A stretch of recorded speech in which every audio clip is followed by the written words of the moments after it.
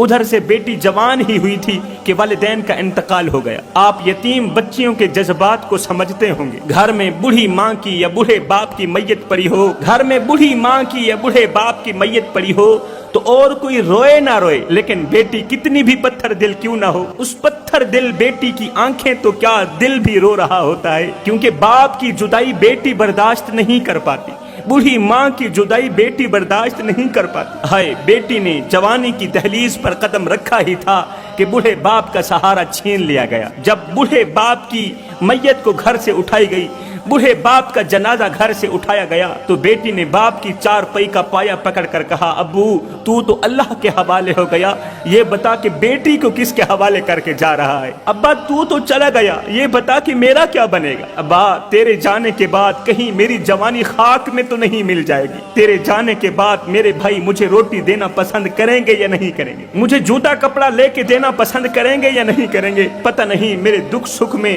وہ میرے بھائی وال بنیں گے یا نہیں بنیں گے، اور کہیں زمانہ مجھے یتیم سمجھ کر دھتکار تو نہیں دے گا؟ بھائیوں کے ہوتے ہوئے بھی کہیں میں یتیموں کی سی زندگی تو نہیں گزاروں گی؟ ابا تیرے جانے کے بعد کہیں مجھے دوسروں کے اترے ہوئے کپڑے تو نہیں پہننے پڑیں گے، دوسروں کا بچا ہوا کھانا تو نہیں کھانا پڑے گا، کہیں مجھے لاوارث سمجھ کر مجھ پر طرح طرح کے الزامات تو نہیں لگائے جائیں گے؟ خیر، باپ کا جنازہ اٹھ گیا۔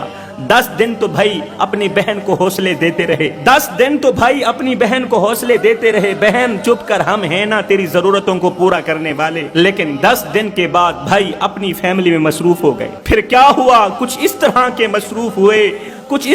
مصروف ہوئے کہ بھائیوں کو نہ مرا ہوا باپ یاد رہا، نہ باپ کی زندہ بیٹی یاد رہی۔ اس طرح کے مصروف ہوئے کہ بھائیوں نے کبھی اپنی بہن سے حال تک پوچھنا گوارا نہ کیا، کیا حال سونا ماں دل دا، کوئی محرم راز نہ ملدا، لیکھاں وچ بھی چھوڑے رہ گئے، رو رو اتھرو تھوڑے رہ گئے، ایک نہ منی اونے میری، ہاتھ بھی میرے جوڑے رہ گئے، پتر ہن تے آ جا ہن گل چلا، کیونکہ زندگی دے دن تھوڑے رہ گئے، ہجر تیرا جے پانی منگے تے میں کھونے نہ دے کینا، جی کر دے تینو کول بٹھا کے درد پرانے چھیڑا۔ بھائی اس طرح کے مصروف ہوئے، اس طرح کی مصروفیت میں غرق ہوئے کہ بھائیوں نے کبھی بہن سے حال تک پوچھنا گوارا نہ کیا۔ پھر ایک وقت آیا کہ بڑے ناز و نام سے پلنے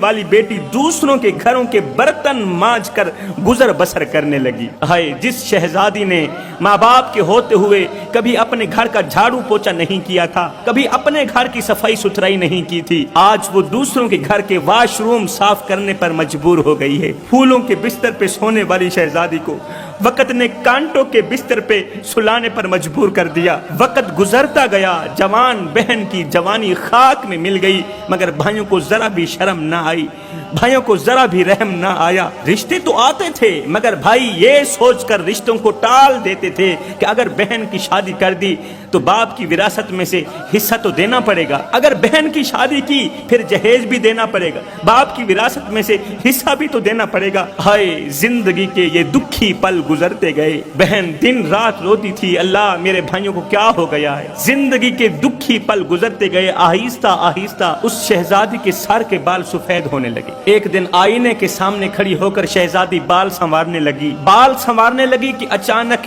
ایک سفید بال پر نظر پڑی۔ اس سفید بال کو دیکھتے ہی ایک بار پھر سے اس لڑکی کو مرا ہوا باپ یاد آیا، مری ہوئی ماں یاد آئی، ایک بار پھر سے اس کی چیخ نکل گئی کہ آج اگر میرے ماں باپ زندہ ہوتے تو مجھے ٹینشنوں والی زندگی نہ گزارنا پڑتی، آج اگر میرے ماں باپ زندہ ہوتے مجھے دوسروں کے گھر کے واش روم صاف نہ کرنے پڑتے، میری خوبصورت جوانی خاک میں مل کر خاک نہ ہوتی۔ جوانوں، میں تم سے پوچھنا چاہتا ہوں، ایمان سے بتاؤ، جوان بہن کی جوانی خاک میں ملانے والے کون تھے؟ بہن کا حق مارنے والے کون تھے؟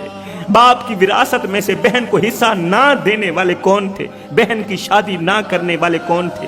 بہن کے لیے تو اچھے اچھے رشتے آتے تھے مگر ان رشتوں کو ٹالنے والے کون تھے؟ ہیرے جیسی بہن کی جوانی کو مٹی میں رولنے والے کون تھے؟ وہ بھائی تھے نا۔